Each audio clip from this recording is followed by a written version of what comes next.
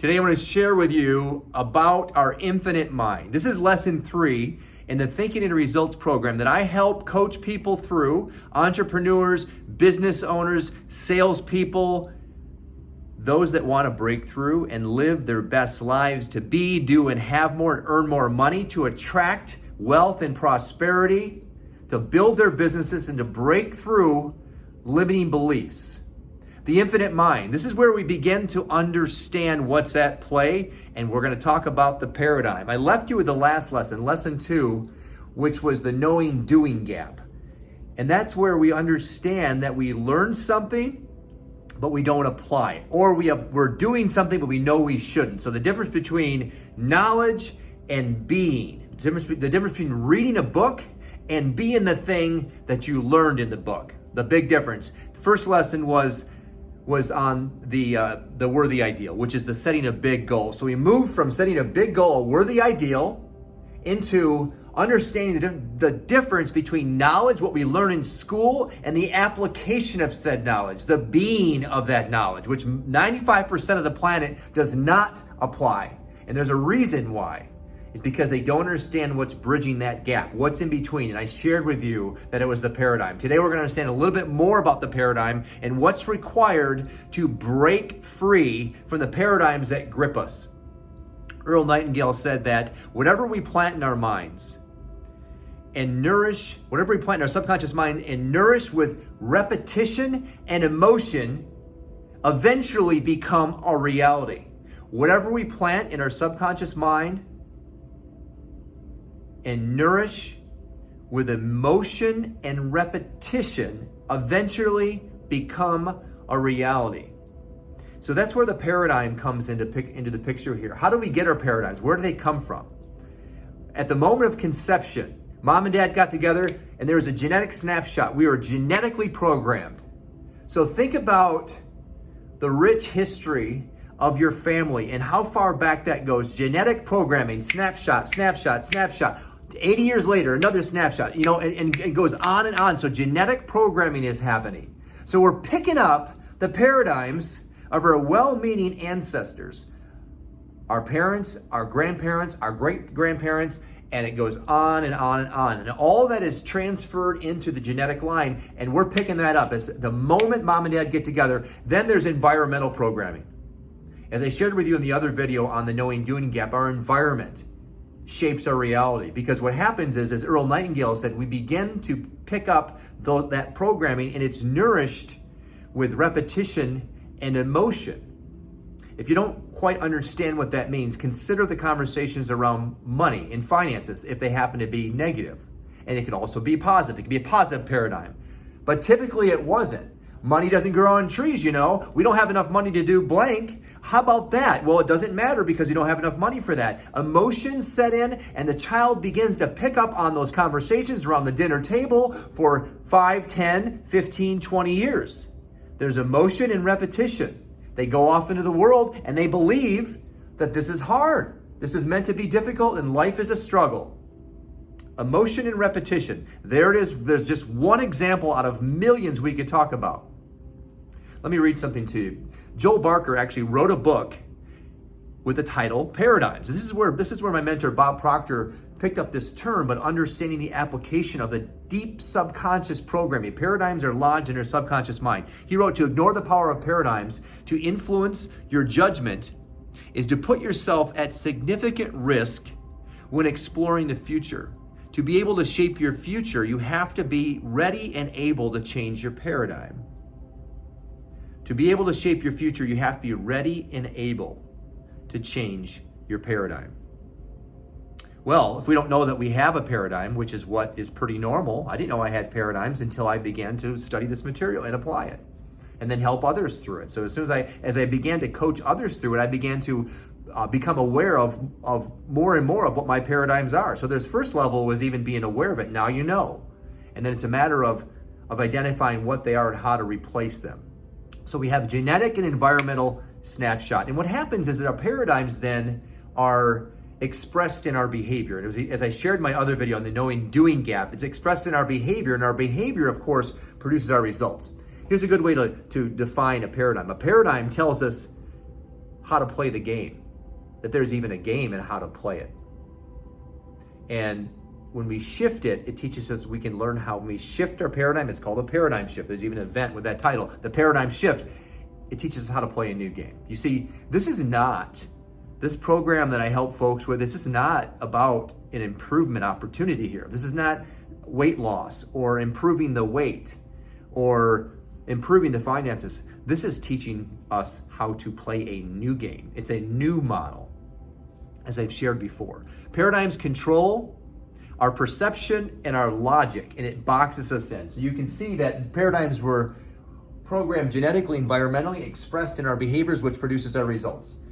They control our perception, our logic, and that keeps us boxed in. You can see the little stick figure here of the person that's boxed in. And what happens is, because it boxes us in, we have what's called the creative imagination. When our paradigms are running the show, and they run the show all the time, we're not aware of them, but we're using our 5 senses. And that keeps us boxed in. When we go to use our imagination and the paradigm is a negative paradigm, we tend to think negative thoughts based on what we're seeing, based on our perceptions. And we're not really tapping into that higher faculty of the imagination. And that keeps us boxed in. So how do we break out of that? How do we get through to a paradigm shift? Is there a way to do that? There is. And I've broken through many of my paradigms, and you know what? I'm still working on them every single day. As I uncover them, I observe my results. I understand that's not the result I want. I go to change that using my hard work and tenacity and grit and wit, and it doesn't change. Well, that's because I have a paradigm that's running deep, and I have to remove the paradigm and replace it with a new one, using the blueprint that I've shared with you. And the best way to do this is through understanding, and it's through a mentor and a coach, because when you are held accountable, it's a success formula. You're held accountable to the program. That's the person that's going to help you get through it. Okay, so this is might be the most challenging part of understanding paradigms, is that when someone is experiencing negative recurring events, this happens, that happens, the car breaks down, the boss yells at them, that they have a financial event that's negative, and the worse it gets, the worse it gets. The car breaks down, or the flat tire, then there's an engine thing, and then there's the thing at the house with the furnace, and then someone else is causing a problem in their life, and then you wouldn't believe what so-and-so did. This has just been one of those months, or this has been one of those years, or this is just one of those lives. You see how this might ruffle someone's feathers. Here's the deal.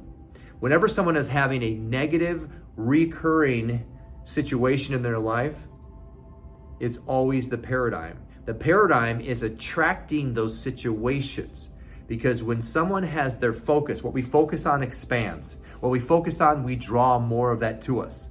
And so if our paradigm is one that's negative, and it's a negative paradigm that we've been programmed to think about the negative side of the equation all of the time, if we're focused on lack and limitation, we're going to attract lack and limitation to us. There's no way around it. Earl Nightingale said, whatever we plant in our subconscious minds and nourish with repetition and emotion, they'll eventually become our reality.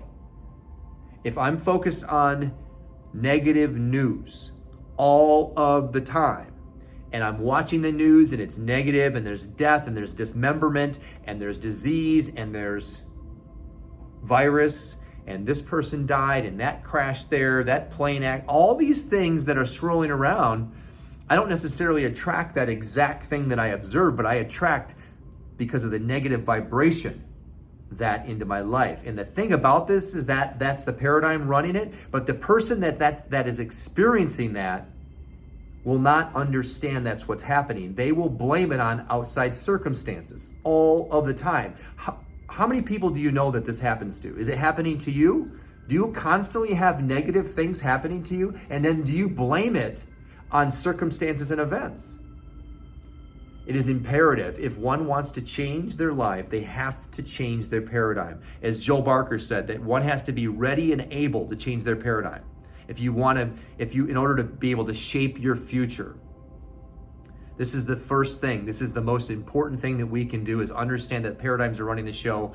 They're deeply rooted in our subconscious mind, and we have to be aware of them, and we have to be able to have deep understanding and apply a blueprint that allows us to have a paradigm shift. This is something that I'm helping my clients with every day. If you want to know more about how to break free from your paradigm so that you can be more, do more, and have more, and step into that greatness, attract the money you want, go on the vacations you want, consider that. If you're never ever getting ahead, if you're constantly finding yourself behind, if you wake up every year after year, and say, I wish I could go there, I wish I could do that, that's a paradigm. It's telling you that you're not worthy of that, so therefore you don't take the actions that are in alignment with somebody that would do that. And it's not your fault. It's not your fault. But now it is your responsibility. You see, we can't blame our parents for programming us, because they were programmed too. But now that you know, you cannot sit around idly and wish it to be better. If you want to change your life, in order to shape your future, you must be willing to change the paradigm. And we have a program that teaches you how to do that shows you exactly how to do that, to walk through methodically on shifting your paradigm so you can show up in the world, be more, do more, and have more. Click the link below, schedule a breakthrough call with me, and remember, you're one thought away, you are one paradigm shift away from living the square of your life with health, wealth, love, and perfect self-expression. I look forward to talking to you soon.